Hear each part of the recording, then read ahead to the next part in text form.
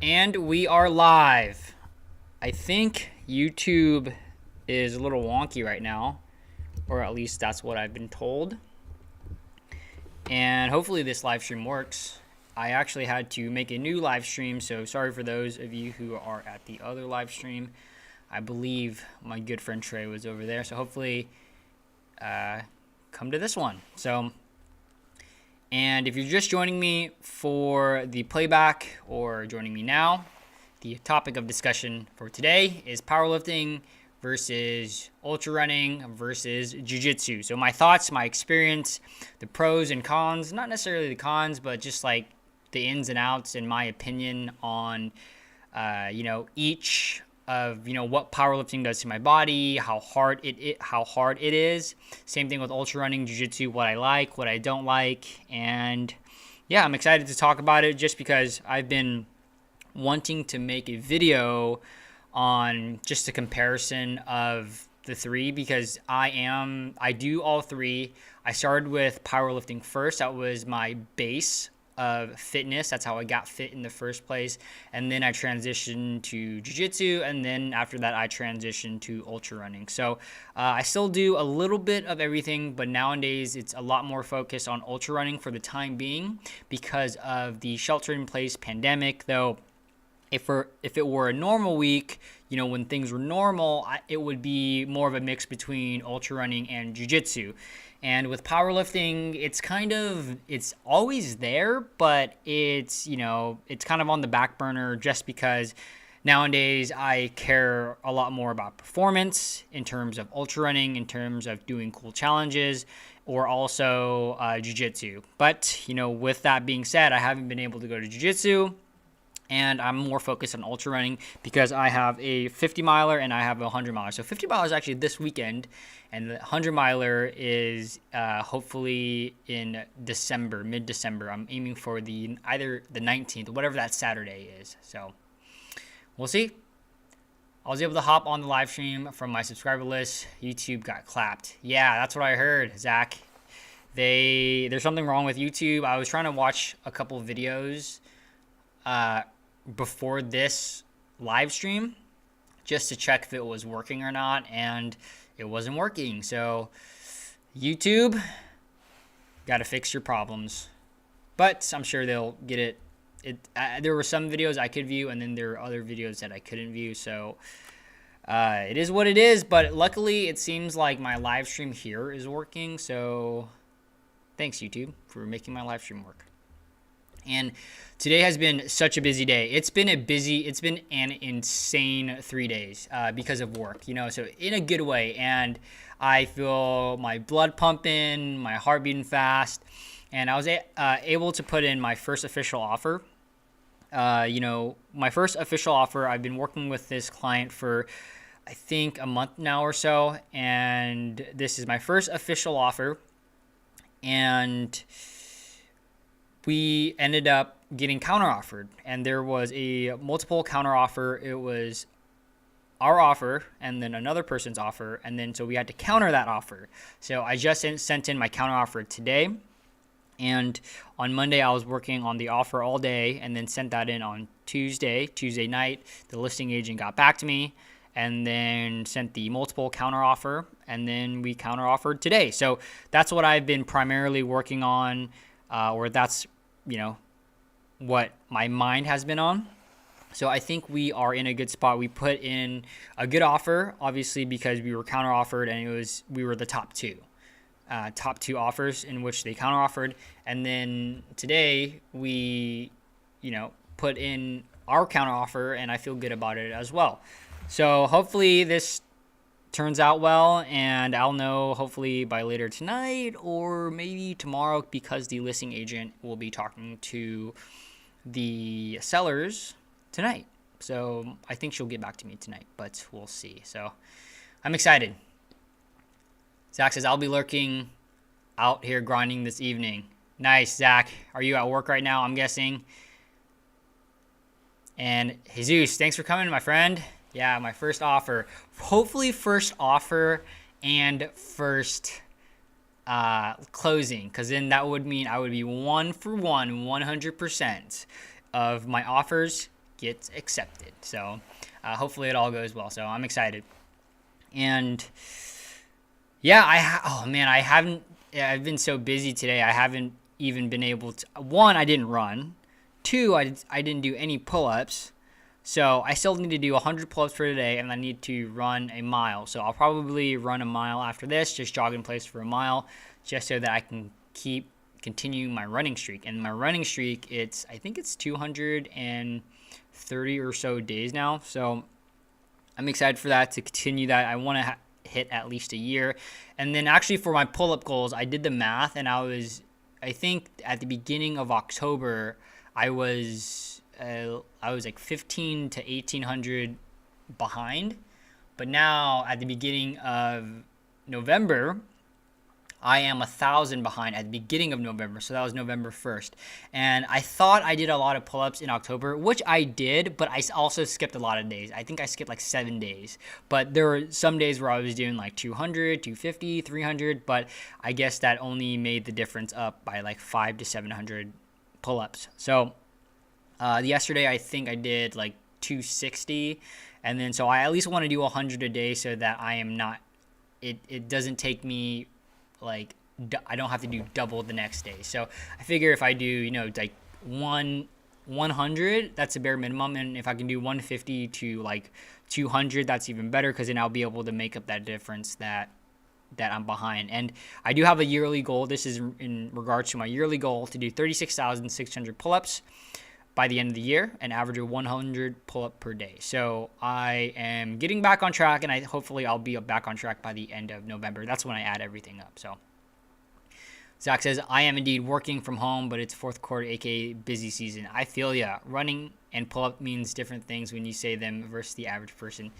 Yeah, I think that's true, because I do a massive amount of pull-ups, and I feel like with running, I am average or even below average. It's more of like, I think my general level of fitness has really carried over, especially from powerlifting into running. And honestly, the hardest thing about running, because the type of running that I do, the ultra running, and I'll get into this in a little bit, is that the type of running that I do, you're going at a really easy pace. So for me, that's 10-minute miles, 11-minute miles, and that's not very fast. I'm not huffing, I'm not puffing. I am just going, and I can still talk, I can still conversate at that pace. But what ultra running is just that, but for a really, really long time. So 50 miles, 100 miles, and the hardest part, the training runs itself, like, aren't hard. The hardest part about the training runs is just the sheer amount of time you're out there. But I'm getting ahead of myself. So Jess, hey Jess, good to see you. What's your diet look like? So thanks for the question, Jesus. So my diet right now, I'm a vegetarian, a lacto-ovo vegetarian. I have been a lacto-ovo vegetarian since June of 2019. So it's almost been a year and a half. And primarily what I eat is, I definitely don't get in enough fruits in the day. Vegetables, I get in enough vegetables, but definitely not enough fruits. But I've been eating my multivitamin. Though lately, and this is only in the past month or so, my girlfriend and I are taking turns cooking. So she cooks on Monday, Tuesday, I cook on Wednesday, Thursday. Lately, we've been having like ravioli. It's like spinach and mushroom ravioli. We've been having pizza night. We each make our own pizzas. And then obviously everything is just vegetarian based. Or we'll have spring rolls. Last week I made spring rolls, and then we had to make our own spring rolls. So for her, I ended up cooking shrimp. And then, obviously I cooked the noodles with the spring roll wraps, and then also the spring roll wraps you just dip in water, and then you're able to make your own spring rolls. But I did the noodles, and then I chopped up all the vegetables, and then I cooked tofu. So I put tofu in mine. So that's what I've been having. My girlfriend also bought muffins, so Costco muffins. So I've been eating one muffin a day, and those muffins are so good. But they also have like 300 calories in half. So it's 600 to 700 calories in one muffin. And because she wanted muffins, and I was like, you know what, fine, I'll eat the muffins. But in reality, I wouldn't go buy the muffins because they have so much calories in them. Because for me, one muffin equates to one bagel, but one bagel is half the calories of a muffin. So you can have 2 bagels or 1 muffin in terms of calories. I much prefer the bagel because it keeps me fuller for longer. But I'm not tracking my macros or my calories right now, so it's not that big of a deal because I run everything off anyway. So like whatever my girlfriend cooks or whatever she's craving, I'll just generally eat that. So yeah, in terms of my diet, that's what it looks like nowadays. She'll cook 2 days out of the week, and then I'll cook 2 days.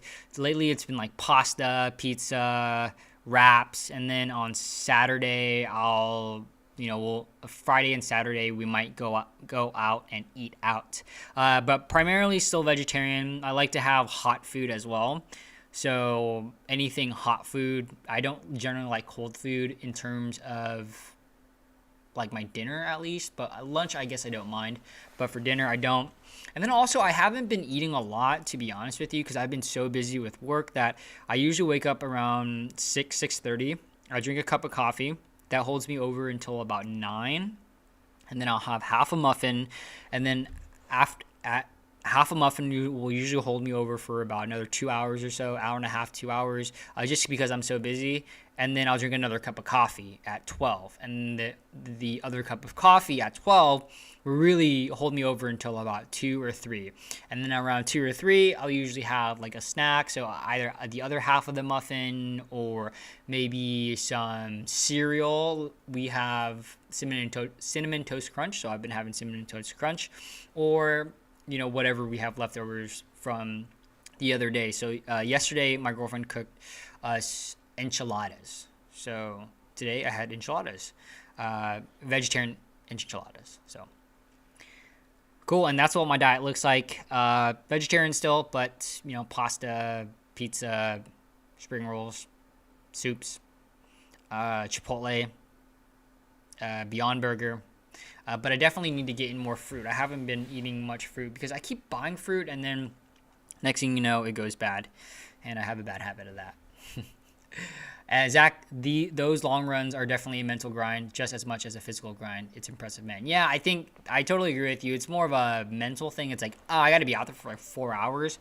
It's a long time. And it's more of like nowadays, it's more finding the time to actually go out and do it. So with that being said, let's get into today's video. And if you're joining me for the playback, the main topic of discussion is powerlifting versus ultra running versus jiu-jitsu in terms of my experience, what I've experienced with each of these types of exercise, just the pros, the cons, what I like, what I don't like, and just my overall experience. And with that being said, I also don't have any questions lined up after. So if y'all have any questions, just throw them in the chat, and then I'll answer those afterwards. So after I talk about the topics, I don't have any more questions. I usually have questions, but today I don't. But with that being said, let's get into it. All right. So talking about the differences between powerlifting, ultra running, and Brazilian Jiu-Jitsu. So I'll start off with powerlifting just because that's what I started with in terms of my fitness journey. 2014, I got back from China. I graduated college.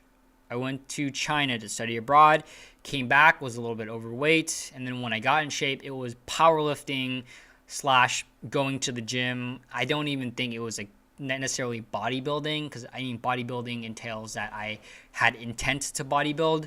But with bodybuilding, rep ranges are 12 to 15 rep ranges with 60 to 90 second rest, whereas powerlifting, it's squat, bench, and deadlift. And when I first started powerlifting, that was my core. It was squat, bench, deadlift. Everything was push, pull, legs. So squat was legs, bench was push, and then deadlifts were pull. So deadlifts, you could go either way in terms of putting that on your leg day, but for me, I put it on my pull day just because I didn't want to squat and deadlift the same day. It was I thought it'd be too taxing on my body.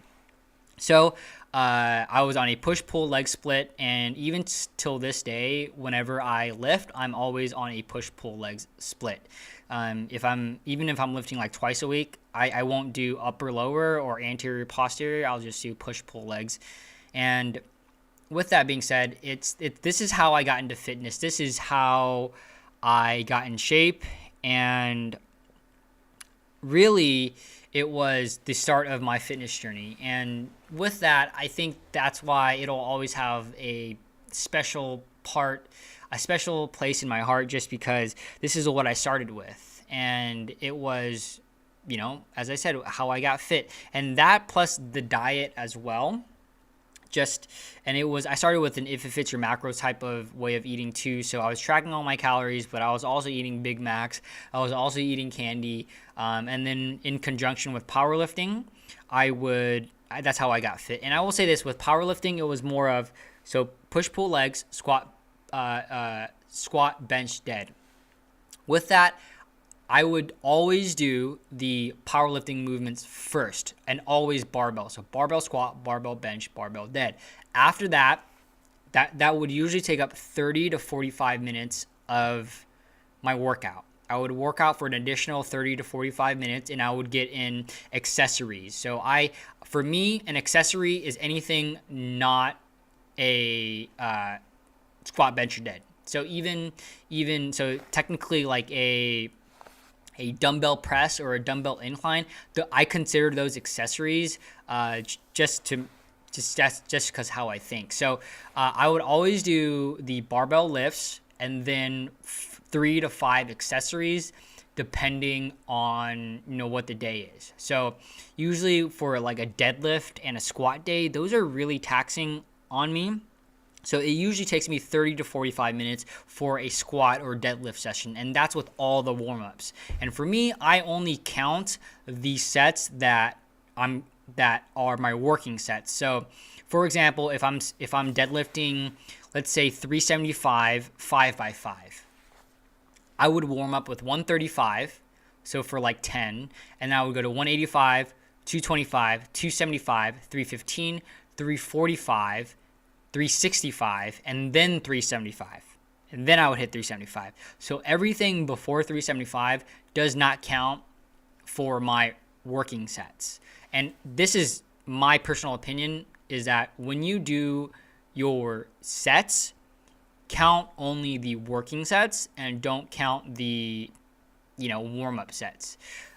So that's how I do it. And for me, I've always focused on strength, 5x5 strength. So strength is a 1 to 5 rep range with a 3 to 5 minute rest in between sets. And this was just I liked lifting heavy. And as you can see, I'm not very big. I'm 135 pounds. But I'm fairly strong for my body size. And that's because I never focused on bodybuilding. I never focused on the 12 to 15 rep range with a 60-second rest in between. I was always the 3 to 5 rep range with a 3 to 5 minute rest in between. So that's why I'm strong, but I'm small. And with that, just going back, I would pick 3 to 5 additional accessory exercises after each barbell, and that would be my workout of the day. So squat would usually look like, barbell squat 5x5, and then I would do leg extension, so machine leg extensions, machine leg curls, lunges, and then maybe like a hack squat. So there you go. That's 4 accessory exercises plus my barbell squats.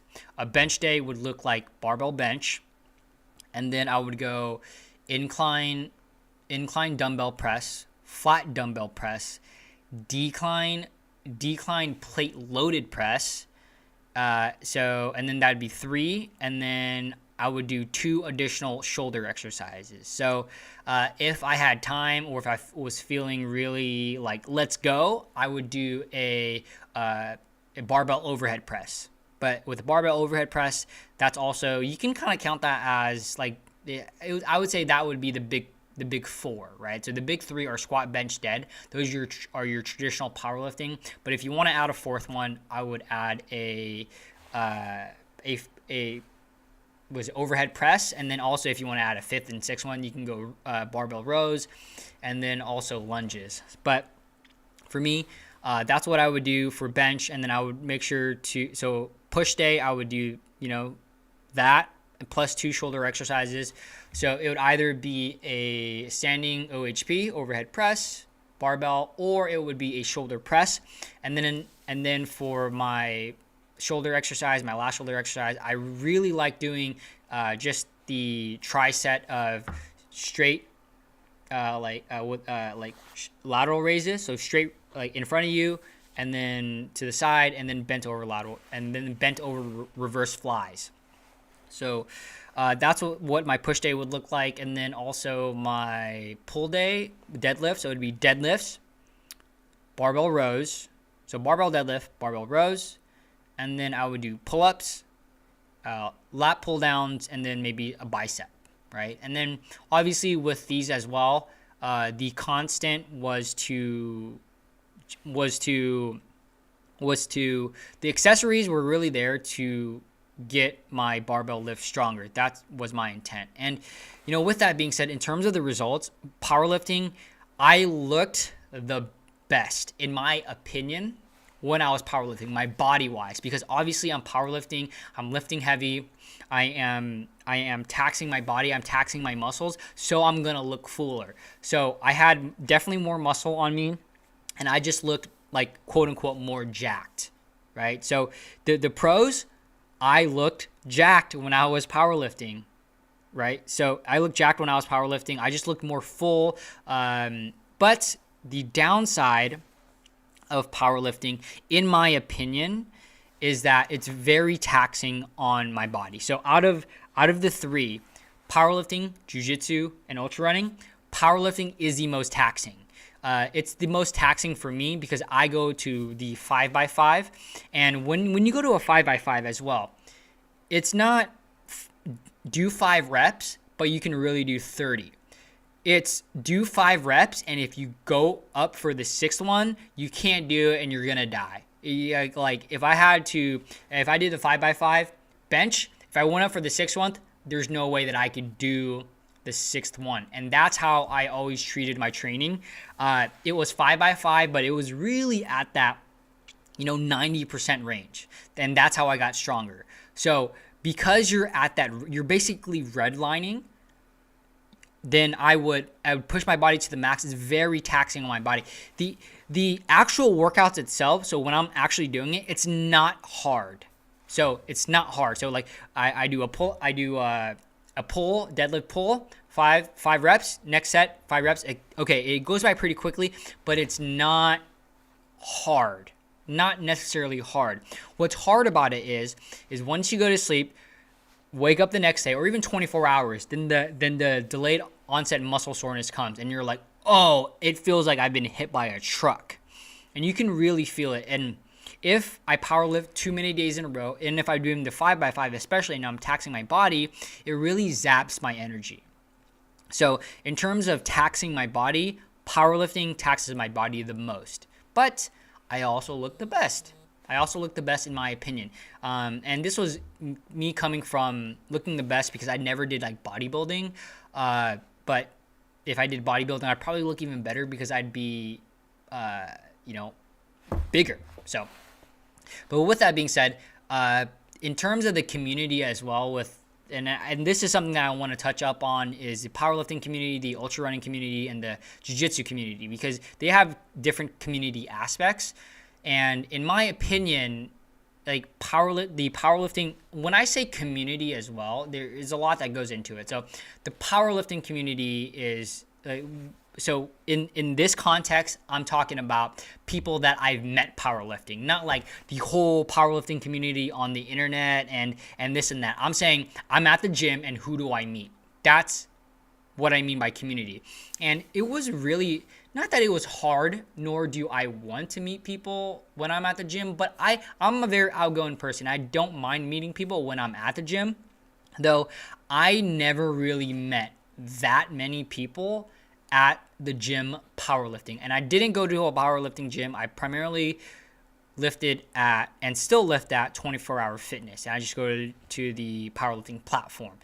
And, every people at the gym, they like to be in their zones. They have headphones in, but they're not generally it's not like jiu-jitsu, or it's not like an ultra running race or an event where people are like going to say hi to you. At the gym, everyone usually tends to have their headphones in and they're in their own zones.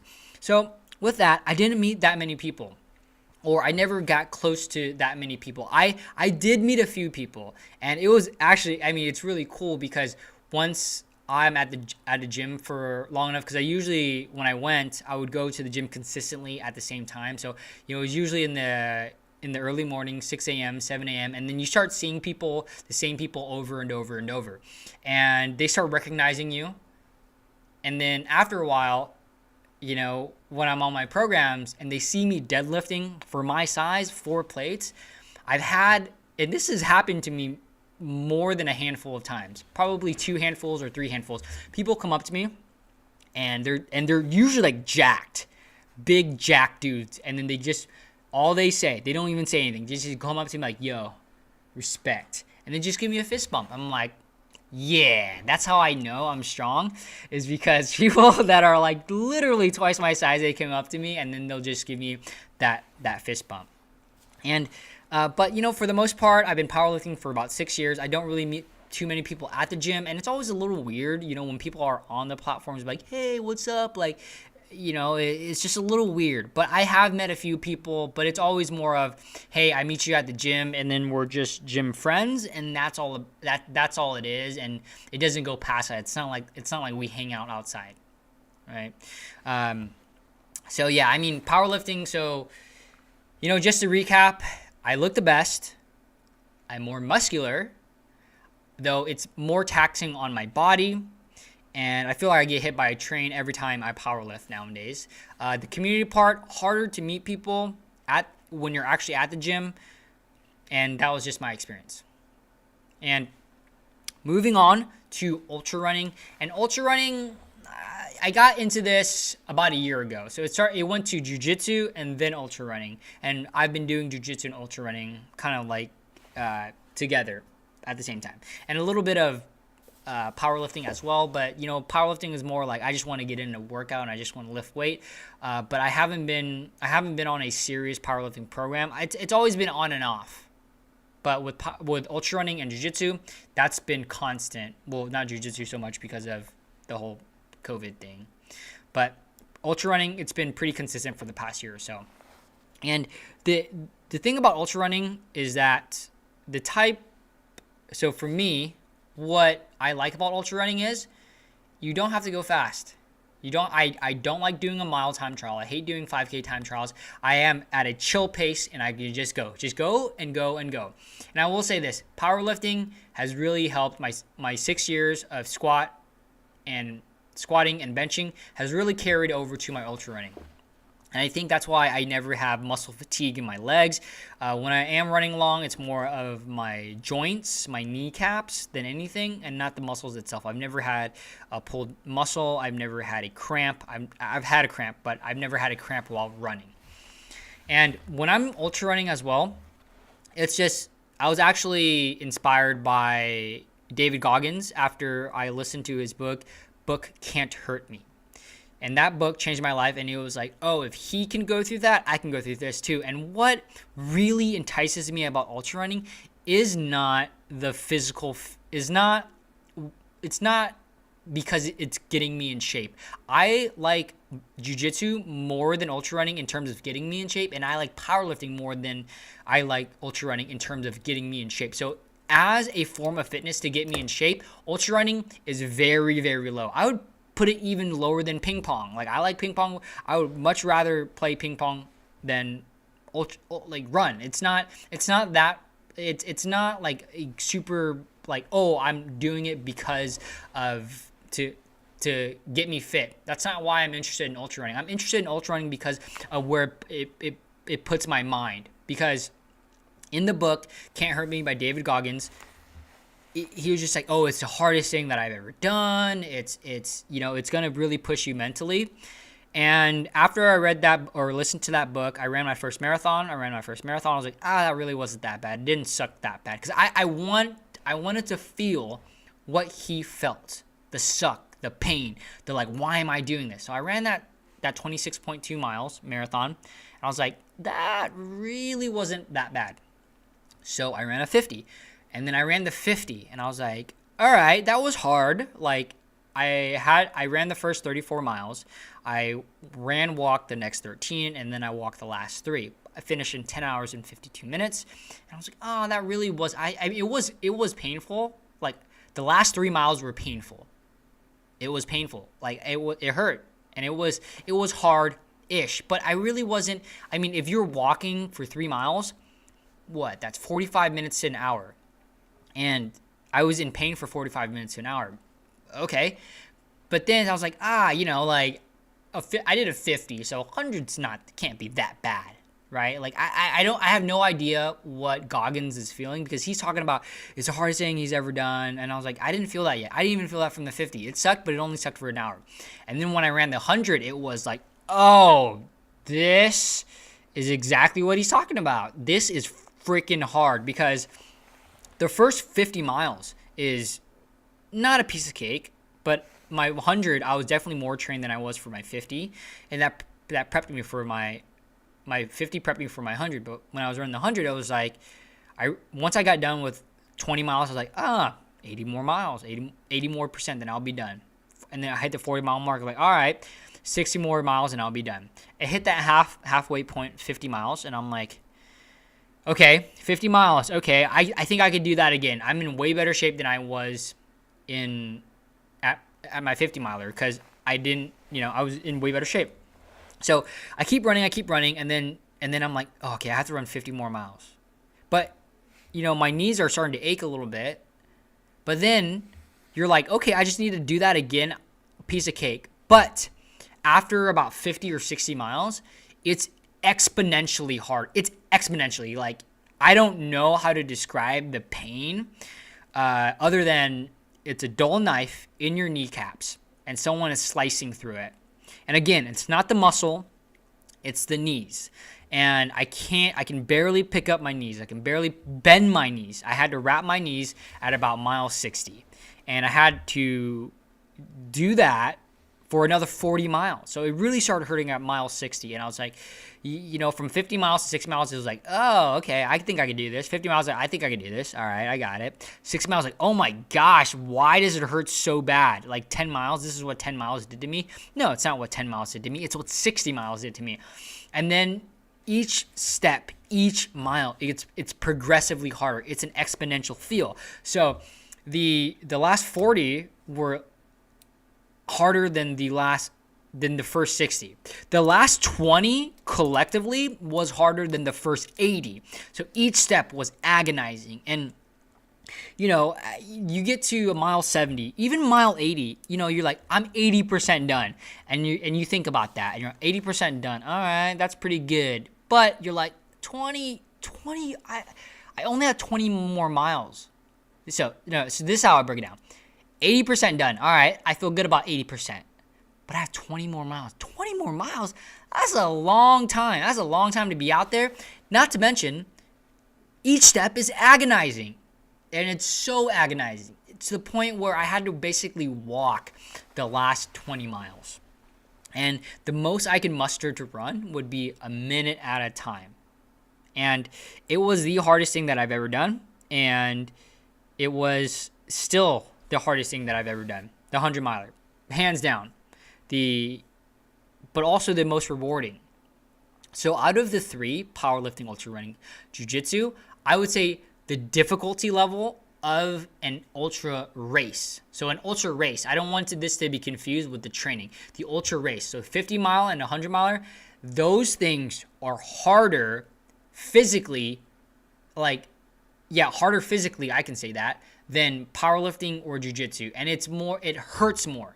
The physical pain of it hurting more is a mind game in itself. And out of the 3 as well, I think ultra running really is the one to take me to that next that next mental level of, if I can do this, I can do anything. Like literally, I think whatever I put my mind to, I think I could do it. Like because of ultra running, because nothing is harder than running 100 miles. Maybe running 200 miles, right? But my first 100 miler, it puts things into perspective. And I say this, is that the events itself, so the 100, the 50, the 100Ks, those events themselves are harder than any event that I've done in powerlifting or any event that I've done in jiu-jitsu. So in terms of that, in terms of the training, that's different. In terms of the training, I would say it's a different type of hard. Again, it's not very, like when you're out there running, especially the short runs, anything less than 5 miles, it's a piece of cake. It's nothing. It's literally like, it's nothing.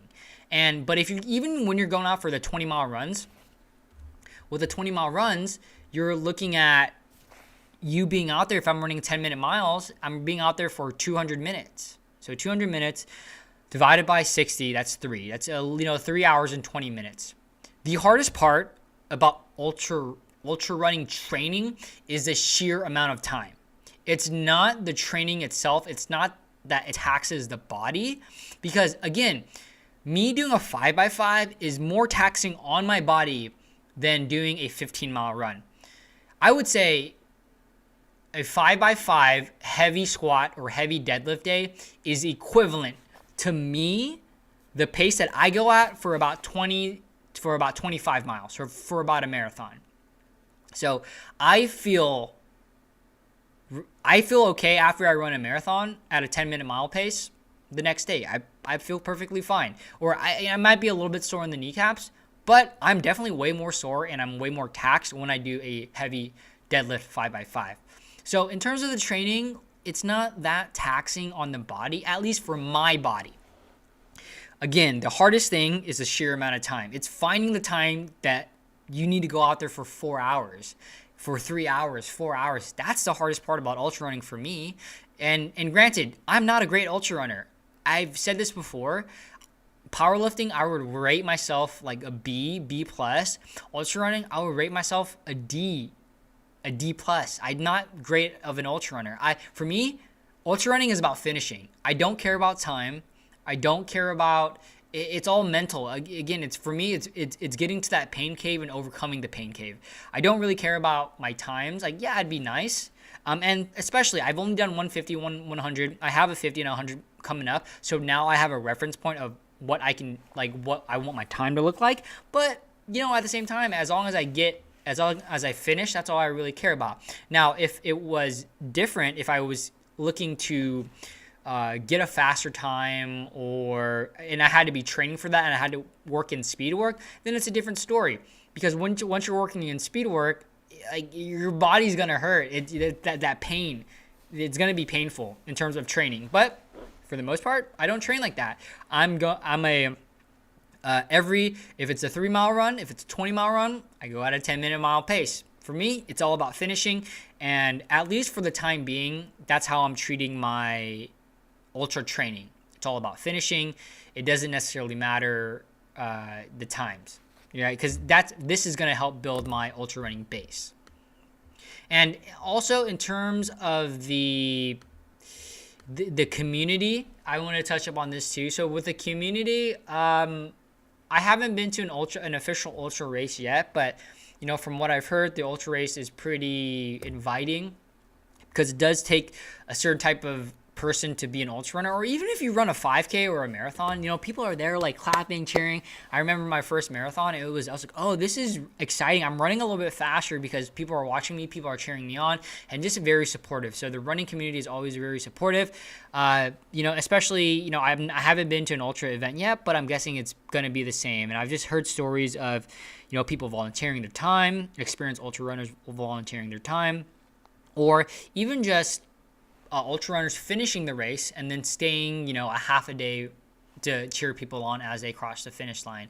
And with ultra running as well, one of the drawbacks, because I do want to talk about the drawbacks is the sheer amount of time. Not only that, but it's a very selfish sport. I could say that it's very selfish, because you're running by yourself for the most part. Yes, you'll have training partners and you can run with from time to time. But for me, I'm usually out there running by myself. And it's a very selfish type of sport because, I'm spending 4 hours. And, I work Monday through Friday. I work every single day. Real estate never stops. But, if before when I was working Monday through Friday and I was ultra running, I'd be busy during the day. And then on the weekends, when my girlfriend's free, I'd be like, no, I got to go out and run 20 miles right now. I got to spend 4 hours out there running. And, it's also, it could be at times be a lonely sport because you're out there by yourself. But for me, I don't look at it as like a lonely necessarily. It's just like, it's my alone time. And I don't feel lonely when I'm out there. I feel it's actually my thinking space as well. So that's also another good thing, my thinking space. So all in all, just to recap ultra running. So I don't go very fast. I go very slow. The training itself is not tough and is not taxing on my body. I'm going at a 10-minute mile pace. What's tough about ultra running is the actual races. It's the 50 miler, is the 100 miler. But you're typically not running a 50 miler or 100 miler on like I'm going to go out and run a 50 miler. That's not really how the training works. The training is I'm going to do a long run, 20 miles, and then I'm going to back-to-back that with another short to medium run or a medium to long run, so another 15 miles the next day. But all in all, you're not running 50 miles all the time in one sitting, unless it's your race. And in terms of, also I didn't touch on this, in terms of my body, I am definitely not as muscular, but also I do a lot of pull-ups. So I feel like my pull-up, because for my yearly goal, because I'm doing so many pull-ups, I'm still able to stay pretty good up top. But I have noticed that, I'm not as filled out as I was. But also at the same time, I don't really care. I don't really care to be filled out as much because I still have a six-pack. I still look decently okay. If I went to the beach, or I'm not a beach goer, so I would never go to the beach. Not never, but I don't like going to the beach. But if I were to go to Vegas and go to a pool party, I'd be comfortable taking my shirt off, and I'd be comfortable thinking out, I'd be like, yeah, I look fine. But I have lost a significant amount of muscle because I haven't been powerlifting as much. But at the same time, it's all about performance for me. Right now, it's all about performance, and then just me finishing the race. And in terms of the community aspect of ultra running, just to recap, I haven't experienced that just yet, but hopefully that will be coming soon. All right, and then jiu-jitsu. Okay, last one we have jiu-jitsu.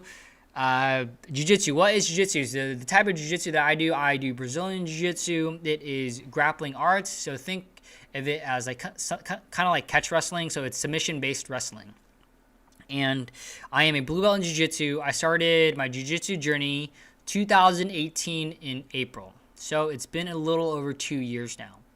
And I haven't been training since the pandemic started. I haven't been training, but before the pandemic started, I was going about 5 days a week, 5 to 6 days a week. Average was 5. And I would take one private a week. And with the privates, that's something that you have to pay for. And but I don't mind paying for it because it's an investment in myself. I think actually it's one of the best investments in myself. I've taken over 30 or 40 privates, and I keep renewing in sets of 10. And in terms of jiu-jitsu, it's and I know that a lot of my audience is not jiu-jitsu, doesn't do jiu-jitsu. So again, it's when you watch the UFC, just so that I can paint you a better picture. When you go watch the UFC, there's the striking, right? So that's the hitting and kicking. So you're going to punch someone in the face, you're going to kick someone's leg. That's striking. So boxing, obviously, you're using your hands. Muay Thai, you use your hands, but you also kick at the same time. And then there's all other sorts of striking. Grappling, jiu-jitsu, on the other hand, is more of the submission wrestling. So jiu-jitsu and wrestling go hand in hand. So wrestling itself is think of Khabib Nurmagomedov. So he gets someone on the cage and he takes them down. So wrestling, think of takedowns. You're going to take someone down and then lay on top of them. That's what wrestling is, all about positional control, but essentially getting them down on the ground. That is a very simplified version, and I probably didn't do it justice. But wrestling is getting them down to the ground, whereas jiu-jitsu, once you get on the ground, is the submissions themselves. So when someone gets someone in an armbar, that's jiu-jitsu. When someone gets someone in a triangle choke, that's jiu-jitsu. When someone gets them in a rear naked choke, that's jiu-jitsu. Jiu-jitsu is the submissions themselves. And when I go to jiu-jitsu, it's you're usually go to a jiu-jitsu class and a jiu-jitsu gym. So I personally go to a jiu-jitsu gym. It's a grappling-based gym. So what we primarily focus on is grappling arts. So jiu-jitsu 6 days a week, open mat on Sunday, and then there are judo classes, there's wrestling classes, but it's more of a jiu-jitsu based gym. Whereas other gyms that you may have, they are a MMA gym. So they'll have striking and they'll have jiu-jitsu or wrestling. So it's a mixed martial arts gym. It's not a jiu-jitsu based, just jiu-jitsu. And you'll be able to notice, because when you go into the school or the academy or wherever the place is, if they have punching bags, they're most likely an MMA gym, right? And when you go to jiu-jitsu, if there's like a lot of them, like a lot of punching bags, and if you look at the class schedule, if they have Muay Thai, Taekwondo, or I don't know if they would, whatever it is, they're gonna have a mixed class schedule. Whereas jiu-jitsu, it's like jiu-jitsu 5-6 days a week, whereas MMA, they'll maybe have jiu-jitsu 3 days a week. So that's how you can usually tell, or that's how I tell. But for me, I go to a primarily jiu-jitsu based gym. And when you go to jiu-jitsu, it's an hour class, and it's grappling, and there's no striking. So I want to make that clear. So for those of you, because had no idea. When I first joined, I was like, what's jiu-jitsu? I'm going to get hit in the face. I don't want to get hit in the face. Like I just want to chill, and I want to learn self-defense. That's why I joined jiu-jitsu. It was mainly to learn self-defense, and because I was watching UFC, I was like, yo, that is cool. I want to do that. I want to get into martial arts. And I keep hearing like jiu-jitsu, this word. But I had no idea. Like, what is jiu-jitsu and Muay Thai? What's the difference? I don't know. And I joined jiu-jitsu, and I was like, all right, this is cool because number one, you're not getting hit in the face. We're not that type of gym, because when you go to a jiu-jitsu gym, there's an understood rule. Like, we're not going to hit each other in the face. This is not MMA. This is not an MMA gym. In real life, yes, you're going to hit someone in the face. If someone starts like fighting with me, I'm going to go to my jiu-jitsu, try to take them down, and then work my jiu-jitsu, but you bet that I'm going to be throwing punches in there. But for the sake of the jiu-jitsu gym, we don't throw punches. So if you want to go join a jiu-jitsu gym to learn self-defense, you're not going to get punched in the face.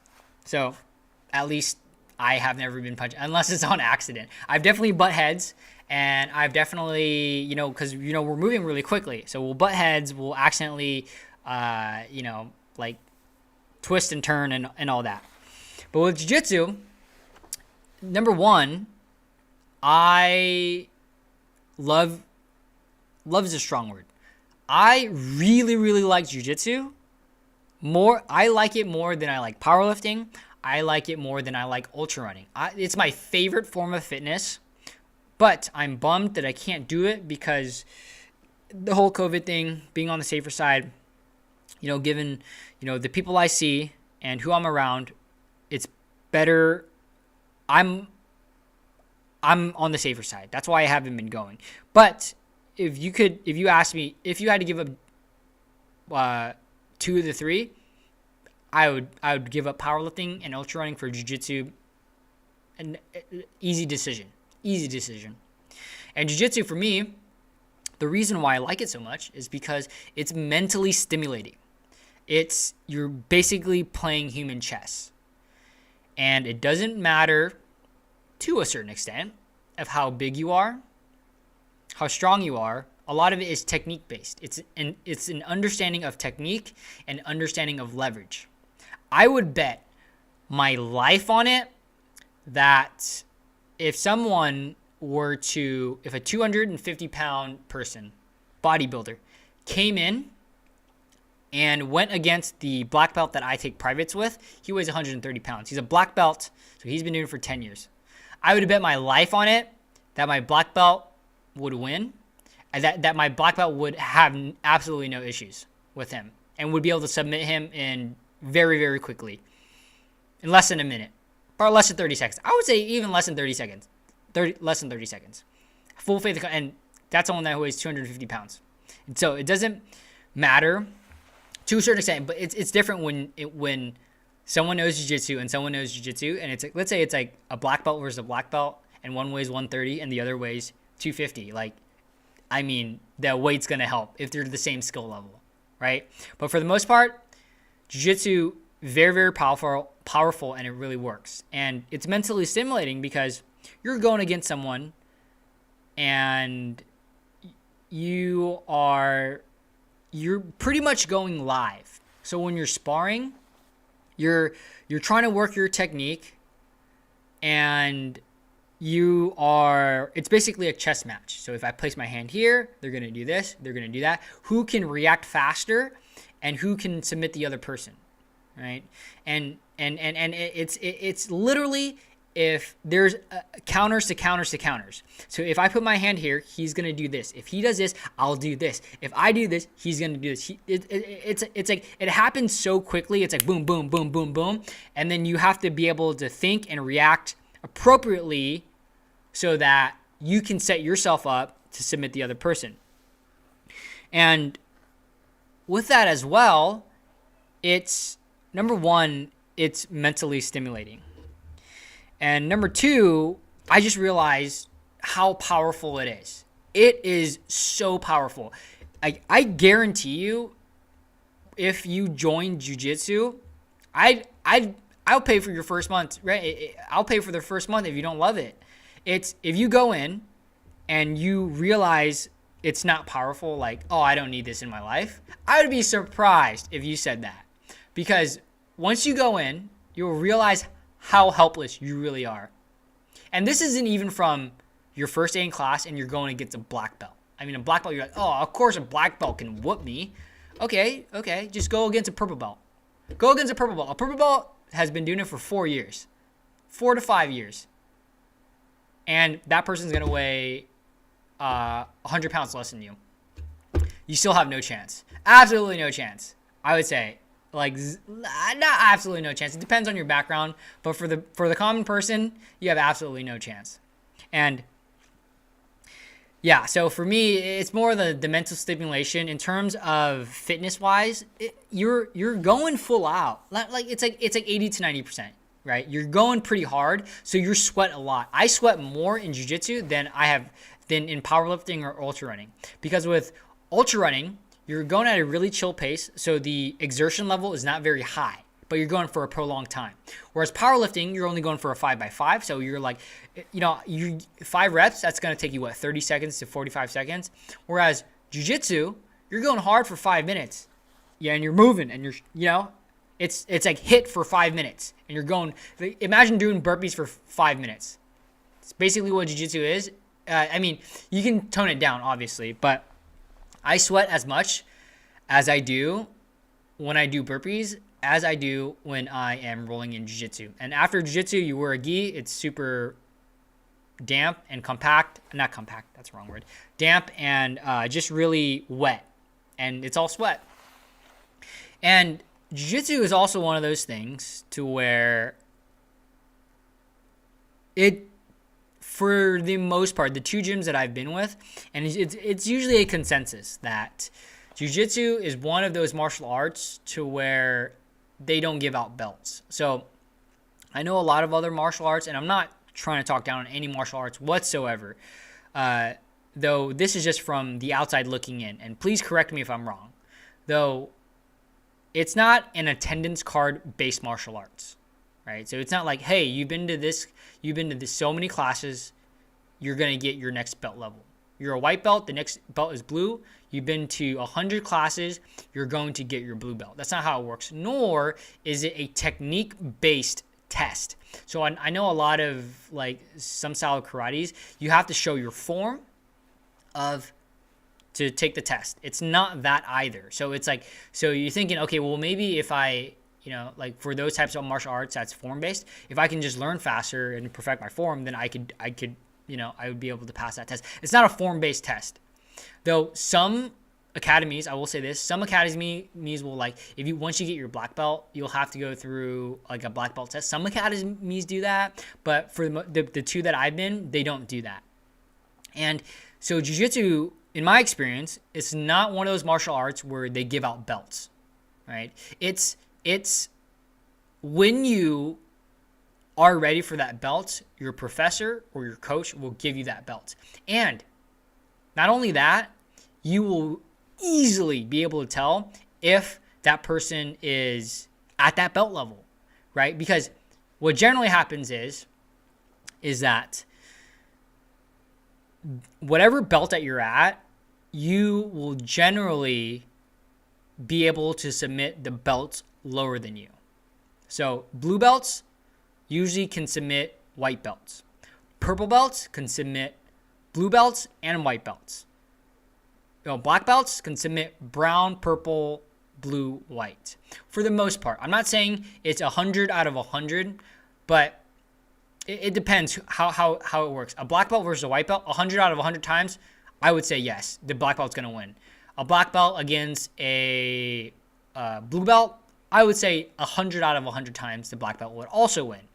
A black belt against a purple belt, now that might be, it depends on the purple belt, and it also depends on the black belt, but that's when you start seeing it might not be 100 out of 100.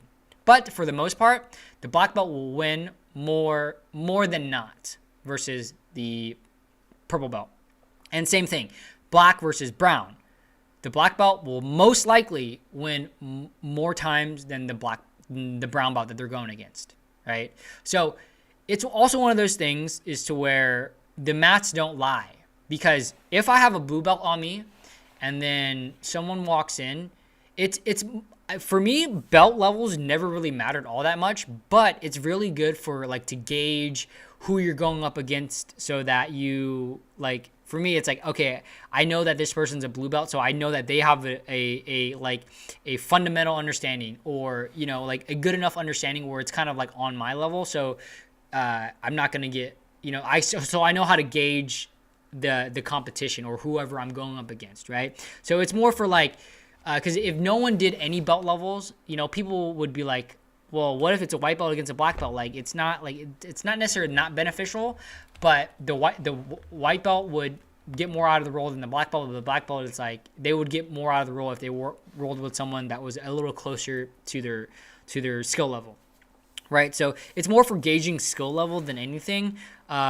But again, jiu-jitsu is one of those things where the mat's not gonna lie. So if a blue belt comes in from another gym, you're like, okay, if they're a good blue belt, it shouldn't be that easy. So if I'm on the same level as the other blue belt, we should be like roughly like similar in skill set ish. But it also depends where they're at in the blue. If the other person's like at blue belt, but right before their purple belt, about when they're about to get promoted, then it's a different story. Then it's like, okay, then that older blue belt should win against someone that is a younger blue belt, right? But again, mats don't lie, and I don't even necessarily want, like, it's one of those things where you don't want the belt until you're ready for the belt. Because, like, let's say I'm at blue belt right now. Let's say I get my purple belt. But I'm not ready for it. But then I have a purple belt around my waist. And I'm rolling with blue belts, and then they're submitting me left and right, and I can't win against any blue belts. It's like, what? Like, that doesn't make any sense. Like, yes, they should be able to get me in some submissions a few times, but for the most part, it's understood, and it's always 9 out of 10 times. It's always the case that the higher belt level will be able to submit the lower belt level and have an easier time with them more often than not. For me, when I go against purple belts, so that's one belt above me, I would say 9 out of 10 times they're going to submit me before I submit them. If it was go until someone submits someone, I would say more than 9 out of 10 times they're going to. If for me a blue belt going against a brown belt, 100 out of 100 times I would lose, and same thing with a black belt. And what's more than 100 out of 100? Infinity. Like, there's no way that I would be able to submit a black belt unless like I caught him with unless he gave it to me or I caught him with something like really sneaky, like a straight ankle lock or something that he didn't expect, or like, oh, I've never done like ankle locks, or like I've never done ankle locks at my school, maybe, right? But even then, like, they're not going to concede. And on average for the belt levels, it takes about 2 years to get to the next 2 years to get to that next belt level. So like it took me a year and a half, but for my purple, it probably take me another two years now because I haven't been training. But and it's in terms of community, in terms of jiu-jitsu, it's very community based. In terms of community, who you meet at the gym. Usually the gym that I'm at, there is anywhere from 20 to 30 people per class. And everyone rolls with everyone. Everyone spars with everyone. You get paired up as training partners, as drilling partners to go over the technique of the day. But it's really heavily like integrated. You'll be quickly integrated into the community the more time you show up, because what happens is after class or after the lesson is done, you're gonna roll. And when you roll, you slap hands and then you try to choke each other out. And when you try to choke each other out or put someone in a compromised position, there's just something about the face-to-face. There's sweats. I mean, there's sweat. Like, you're sweating on each other. This is literally, you are not closer to anyone else ever in your life than in jiu-jitsu other than your partner. Like, your partner in life. So your girlfriend, your boyfriend, your husband, your wife. Other than that, jiu-jitsu is as close as, like, literally, it's like face to face. Like, it's so close. And with that, it's also, a little awkward at first if you're not used to it. But after time, you get used to it. But there's something about being so close to someone else, really trying to go at them, submit them, choke them out, break their arm, but not break their arm or choke them out. You stop a little bit before. Because in jiu-jitsu, you tap. So once we tap, that's the signal to let go of whatever submission that we have them in, whatever compromised position. And with that also comes trust, right? You have to trust in your training partners. You have to trust in the people that you train with. Because if you hold on a little too long, the person's going to go to sleep. If you don't stop soon enough, you're going to break that person's arm. So when you, like, especially like the arm, right? When you go to sleep, you're going to wake up fine. But your arm, your foot, your wrist, when you tap, you have to respect the tap. And you have to let go right away. Because if you hold on too long, it's going to snap. And luckily, I've had really good training partners to where, we tap and then we let go. But I've also heard horror stories of, someone wasn't paying attention, or someone came from, they were rolling, they were new to the academy, and they were just holding on for a little too long, and it breaks something, and it injures something. Like, that's not the point of jiu-jitsu. Like, at least the gyms that I've been part of, we're there to learn, we're there to have fun, but we're also there to be safe. And with the community as well, you build trust because you're rolling with them, you respect the tap, but also there's just this inherent community about jiu-jitsu practitioners. Same thing with ultrarunners. It's like, it's your tribe, right? And with jiu-jitsu, it takes a certain personality to do jiu-jitsu. You have to leave your ego at the door. Because I don't care how strong you are. I don't care how big you are. I don't even care if you come from a fighting background. If you don't leave your ego at the door, you're gonna have a hard time, because you're gonna get submitted. You're gonna get submitted, and it's not embarrassing or anything. But if you take it that way, like, I got submitted, I'm embarrassed. Like, you're gonna quit jiu-jitsu, because it's gonna happen. There will always be someone better than you. There will always be someone that be able to submit you. But if you go long enough, then you'll start submitting other people. Then you'll be like, all right, now I'm catching people in submissions, because we're all new ones. We all had to start as white belts. But as more time you put in, the better you're going to get.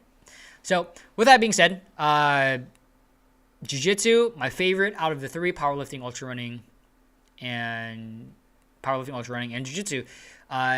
More for me, it's the mental stimulation of it, not necessarily the level of the fitness. Like, I think jiu-jitsu is great for fat loss because you burn a lot of calories. In terms of like looking jacked from jiu-jitsu, I don't know. I mean, you probably look jacked if you actually lift weights. So, and then also I will say this is all supplemental to each other. Powerlifting and ultra running, if you want to be better at jiu-jitsu, powerlift and ultra run and lift weights. Right? It's only going to help. And and it's the same thing with the other one. With powerlifting, ultra running and jiu-jitsu are good cross training so that I stay injury free. Actually, I'll tell you what, when I was powerlifting, I had a lot of hip issues. Not a lot, but I always had tight hips. But once I started doing jiu-jitsu, my hip tightness went away completely, because in jiu-jitsu, you're constantly using your hips. So it strengthened my hips. It's good cross training for all of them. And lastly, with jiu-jitsu, the community, actually one of my favorite parts as well.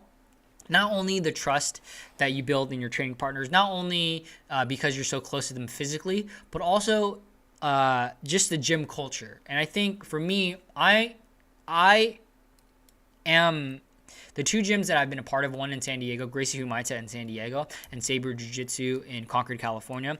Both gyms that I've been at have had great gym culture. Everyone is inviting, everyone is friendly, and everyone is just good people. They stay on the mats to help you out with any questions that you have. They on Fridays, when things were normal at my jiu-jitsu gym in Concord, there's happy hour Fridays. Happy hour, we stay after when I was drinking, and we would have a couple beers, and I just like the community aspect of it. So in terms of community, I would say, powerlifting community, I haven't met that many people. Ultrarunning, same, because I haven't been to any races. Community is also one of the big reasons why I've stayed in jiu-jitsu so long, because you meet some dope people. You meet some people, like, it takes a certain personality to be like, all right, I'm gonna choke you out. I'm gonna try to choke you out, and I'm gonna try to break your foot or your arm, but we're still friends after, right? And then after the roll, you're always like, yo, that was sick. You caught me in that triangle, or how'd you set me up with that? And it's always a good time. And for me, I like jiu-jitsu the most. So that is my comparison between powerlifting, ultra running, and jiu-jitsu. I know I was rambling probably a lot, because I tend to do that. Though, let's get into the questions, and we'll see if y'all have any questions for me. All right. So Zach, I deadlift on my back days, and legs are squats and leg presses. Yeah, I am a big fan. So I don't do leg press often because I'm squatting already. So for me, I would rather hit like a leg extension, leg curl, and I'll actually do adductors as well. So I like those just because I'm able to hit each part of my leg separately instead of my whole leg as a whole. My leg as a whole. So similar approach where concerning workout reps, 2 to 3 warm-up sets than the actual workout sets. My squat deadlifting days usually have those lifts take about 20 to 30 minutes. Yeah, I think that's pretty normal for me as well. Like I'm 30 to 40 minutes. Usually my squat and deadlift days take a little bit longer. In terms of my push days, my bench days, they are a little bit shorter. I think they're more like 25 to 30 minutes with everything said and done. Just because with squats and deadlifts, I am a lot stronger in those areas, so it takes me a lot longer to warm up. Because I don't want to jump up too fast. I don't want to go from 135 to 225. I would rather go 135, 185, 225, 275, 315. 365 and then 375 when I hit my deadlifts. But with bench press, I can only bench press like comfortably like 185, 205. So I'll just go bar 95, bar 95, 135, 185, and then that's my working sets. And then I might go up to 205 depending on the day. So what's up, Coach Cav? What's up? Chusek powerlifting. Dom certainly does hit you the next day. Yeah, so usually for me, delayed onset muscle soreness usually hits, and I'll know because it's exactly 24 hours or like 36. That's when it's the worst for me. 24 to 36. I'm like, okay, like I feel it. There's a guy on YouTube I'll watch who does powerlifting, also Asian American. He weighs 150 to 155 and benches 3 to 4 plates. That is insane. And pause reps too. Like with my bench, I'm afraid to do pause reps. Well, I guess I want to do like 185. But pause reps, I feel like it might not come up. But that's seriously impressive when you can bench 3 to 4 plates at 150, 155 pounds.